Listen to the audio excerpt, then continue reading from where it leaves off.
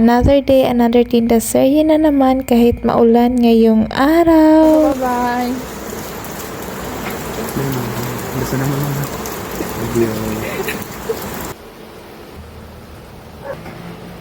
Ilang araw na nga umuulan ito sa amin at ngayong araw nga din ang medyo malakas. Kaya ayan, kahit malapit lang yung pagdideliveran ay need talaga mag-raincoat para hindi mabasa. Naka-ready na nga itong aking isang order kaya hindi ko na pinapasok itong aking delivery rider.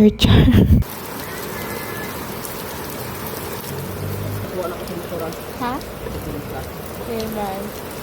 At ayan, kaka-cellphone ko yan, kaya eto, munti ko na nakalimutan na may niluto pala ako dito. At ayan, kapag nagpiprito talaga ako ng siomai, ewan ko kung bakit may natitirang itim-itim dyan sa aking kawali. Nung nakaraan nga ay bumili nga ako nitong crispy chicken burger at itatry ko nga ito at kung okay ang kanyang taste ay syempre i-add natin yan sa ating paninda. Medyo maliit nga siya kumpara dito sa aking tinapay kaya ayan, hindi pwede kasi unang kagat, tinapay lahat. Di ko na nga lang din tinost itong tinapay kasi nga sayang sa gas, charot. Well, anyways, kami lang naman nakakain ito pero kapag nagtitinda kami ay tinotoast talaga namin ang tinapay para mas masarap. Ganun. Tapos hindi din ganito ang paglagay namin sa sauce. At ayan, kung napapansin nyo ay hindi ako naglalagay ng lettuce sa aking paninda kasi nga ayoko. Malasa naman at masarap naman siya pero parang naliliitan talaga ako sa kanyang chicken. Half pa nga lang ang ating tinapay pero itong chicken ay wala na. Last bite na yan.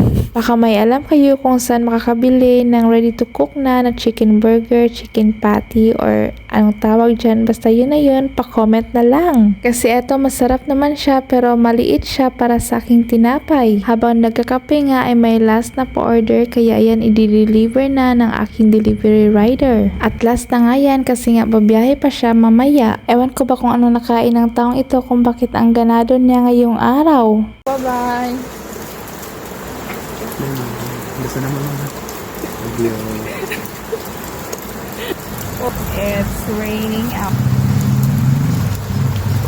Last order na ngayon dahil paggabi na kaya eto magluluto na nga din ako ng uulamin namin. May natira pa nga kaming isdang galunggong nung nakaraan kaya eto nga't ipapaksi ko na nga lang din siya ngayon. Naubos na nga din pala ang bawang namin dito sa bahay kaya eto na nga lang luya at ng sibuyas ang ilalagay ko dito. Sobrang lakas pa nga ng ulan kaya ayokong lumabas para lang bumili ng bawang. Okay lang din naman kahit wala yun, charot. Kung ano na nga lang din ang available namin dito sa bahay, yun na nga lang din ang isinahog ko. And after ilang minutes ay nakabalik na nga din itong aking delivery rider. Mabuti na nga lang at umulan ngayon kaya hindi masyadong mainit ang aming pagtitinda. Sobrang nakakapagod kasi ang init. Yun nga lang kapag umuulan ay sobrang hirap naman. Habang nagluluto nga ako kanina ay niligpit na nga din namin itong paninda at saka yung mga ginagamit namin. At ayan, wala kaming sabaw ngayon kasi nga sobrang hirap lumabas kapag ganitong panahon at wala din masyadong nagtitinda.